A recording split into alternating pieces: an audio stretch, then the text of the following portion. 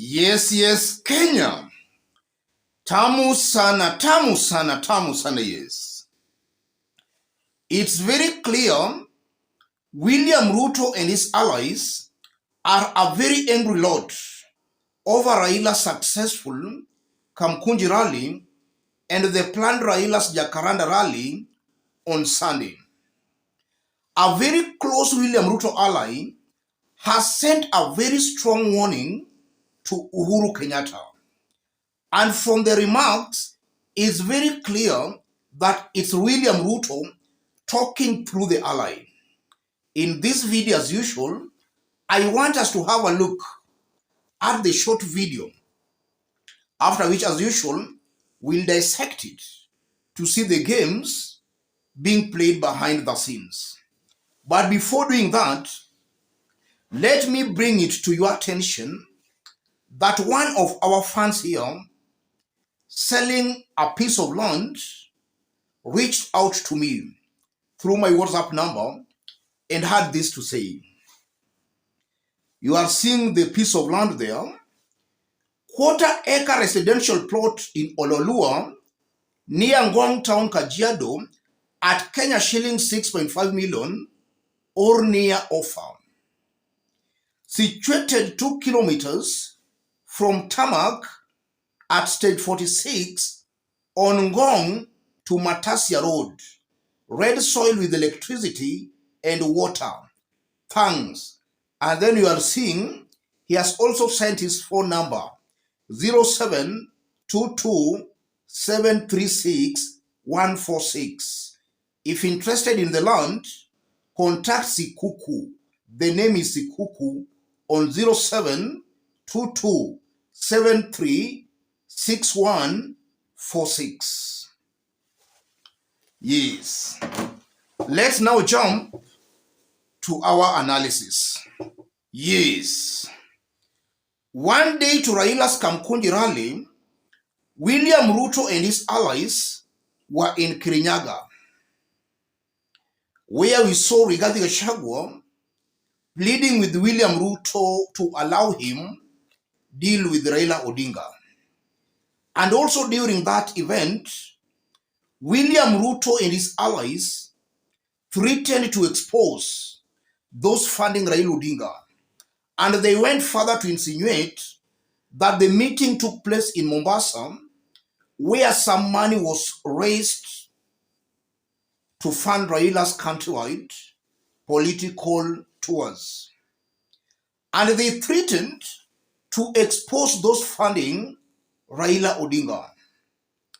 And it's not lost in the memory of Kenyans that at the beginning of the year, Raila and Uhuru Kenyatta met in Mombasa for some meetings and deliberations. And from the news we are now gathering, William Ruto's allies and himself, they believe that Uhuru Kenyatta and Muho Kenyatta are the main financiers of Raila's countrywide political rallies. And this information has been made known by none other than Oscar Sudi. Oscar Sudi made some remarks indicating clearly that he is talking on behalf of William Samoei Ruto, because Oscar Sudi has no capability to know who is planning or funding Raila's political tours. It's clear he's getting the information from the government. And in this case, it's clear where the information is coming from. Listen to Oscar Sudi before we proceed. Wacha niambie Wakenya ukweli. Nilikuwa nimeamua kunyamaza mpaka mwezi wa pili, lakini wacha tu niseme leo. Ile rally ya jana, ile mkutano ya jana ya Azimio, yenye rafiki yangu engineer Raila Amolo Odinga, mwenye ni engineer kama mimi, wacha kuunganisha mawaya. Najua Raila ni mkarabati tu kama mimi. Hiyo rally ya jana mwenye kusponsor ni mtu anaitwa Muho Kenyatta na Uhuru Kenyatta, hawaje kubali ya kwamba walishindwa. Kenyatta, Uhuru Kenyatta, mkubali ya kwamba mlishindwa. Number one, lazima bei ya maziwa ifike 70 shillings kwenda juu, na hakuna kuongeza bei kwa retail, itabaki pale pale. Number two, lazima kila mtu alipe ushuru. Number three, mambo ya uchaguzi lazima tuambiane ukweli, ni nini ilifanyika, nini ilikuwa inaendelea, nani alikuwa anapanga. Number four, mlikuwa ndaa kuwa Chebukati kwa namna yoyote ile, ni Mungu alimuokoa. Hata ile vita ilifanyika Bomas, ni Mungu alifanya hiyo vita ifanyike ndio Chebukati hakupata kuuliwa. Hata angesoma hiyo kitu direct, mlikuwa mmeweka snipers wampige risasi kwa sababu alikataa mambo yenu. Number five, bei ya unga, bei ya kila kitu, mafuta nini, tunajaribu kusukisha. Give us a break. Pea serikali ya Kenya kwanza nafasi wafanye hiyo kazi na wasukishe hiyo upuzi yote mnalipa watu. Na mimi nataka niambie wananchi wale wanaenda kwa mkutano jana, mkiko ile mkutano ya Sunday, najua mnalipa 300 200, wengine 500, wengine wanaponea hapo wakidoa milioni mbili wanatumia. Chukueni pesa, lakini Kenya ni yetu sisi wote.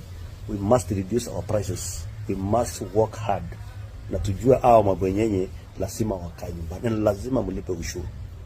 Muache kusunguka hapa na upuzi. Ilipanda ikateremuka. Na mimi nataka niambie rafiki yangu Raila Odinga, wewe ni mkarabati kama mimi. Ninaelewa hao wakora wanakutumia, lakini wewe pia elewa hii Kenya ni yetu sisi wote. Haina ukabila, haina wewe ni unatoka wapi, unaenda wapi. Hii vitu yote inafanyika. Mimi nataka niambie rafiki yangu kiongozi namba 2 wa Kenya Rigiji, sukuma hiyo agenda ya majani chai, sukuma agenda ya sukari, sukuma hiyo agenda ya kahawa, sukuma agenda ya wakora wote. Hakikisha bei ya maziwa imefika kwenye tulielewana, shilingi 70-80, na haitaongezeka kwa retail. Wananchi wale wako Nairobi wapate kupata unga kwa bei nafuu, wale mkulima mwenye analima apate kupata mazao kwa bei nafuu, na hii Kenya lazima iendelee. But I want to tell you, Uhuru Kenyatta, you are not fools. Wewe na ndugu yako Kenyatta, you have about half of resources in this country, lakini hamwezi kututisha na ujinga. Wacha William Ruto angangane na hii uchumi aone kama atarudisha, lakini ujinga msituletee tafadhali. Yes, Oscar Sudi is revealing on how William Ruto wants to deal with Uhuru Kenyatta, because those things Oscar Sudi is mentioning, it's only the government that can implement those things. Oscar Sudi has no ability to implement those things he is talking about. It's only William Ruto's government that can implement that. So he's talking, or rather revealing, how Ruto wants to deal with Uhuru Kenyatta. It's clear they are targeting Uhuru Kenyatta's milk business. That's one thing I'm seeing here. And it might also be possible that Oscar Sudi is also revealing that to scare other Raila financiers, those supporting or funding Raila Odinga. So it's not only Uhuru Kenyatta being targeted here, but also other Raila Odinga allies who are funding him. What does that show about William Ruto's government? That shows clearly William Ruto is scared of Raila Odinga holding countrywide political tours. And that only proves that William Ruto is not very sure or very confident of his support on the ground. He's not very sure or very confident of his support. Ruto is seeing a very high possibility where should Raila Odinga go across the country with these political meetings, then Raila is clearly going to turn the tides against him. Ruto does not want that. He does not want Raila Odinga to turn the tides against him. So he wants to make sure he intimidates and threatens those supporting or funding Raila Odinga. Because Ruto knows that politics is all about finances. So he's just trying to cut Raila's roots by making sure the government threatens these Raila allies funding him. That's one thing I'm seeing coming out very clearly. And then secondly, it also goes on to confirm that William Ruto and his allies, they have not forgiven Uhuru Kenyatta. They strongly believe Uhuru Kenyatta betrayed them. So they have not forgotten or forgiven Uhuru Kenyatta. Even though they are now in power, the mere fact that they were betrayed by Uhuru Kenyatta still pains them. And even Oscar Sudi, he also talked about Matiang'i and those people who are frustrating William Ruto. And in my honest opinion, that also goes on to confirm that even though William Ruto is now the president, it's clear that Uhuru Kenyatta was not supporting William Ruto behind the scenes, because also a perception has been created that Uhuru secretly supported William Ruto. From all this anger coming from William Ruto allies, it just confirms that Uhuru Kenyatta was truly not supporting William Ruto.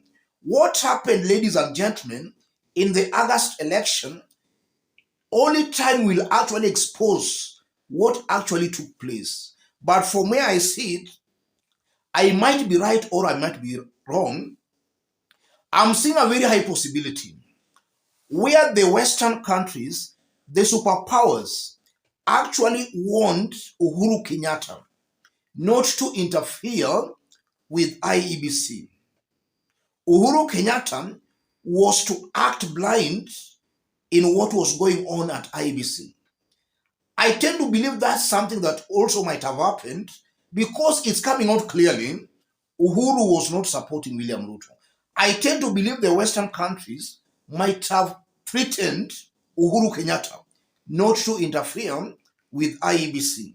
Uhuru was just to act a blind eye to what was happening at IEBC. And already that IEBC had gone rogue.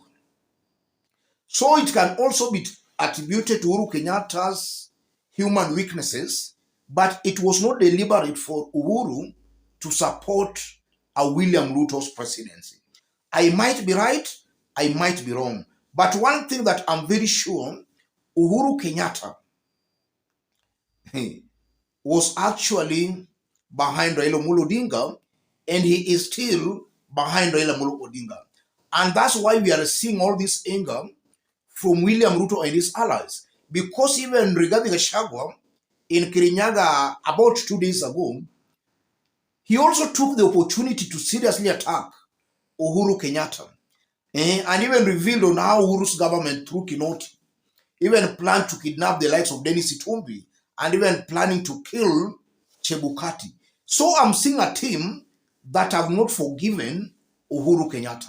That only confirms that Uhuru was not on their side. Let me stop it there, ladies and gentlemen. But in case you are watching us but you have not yet subscribed, subscribe, give this video a like. If you want to support our forum, I've pinned my number on the comment section. Contact me through my number. If you want us to advertise anything here for you, also contact me through my number. Let's meet in our next analysis.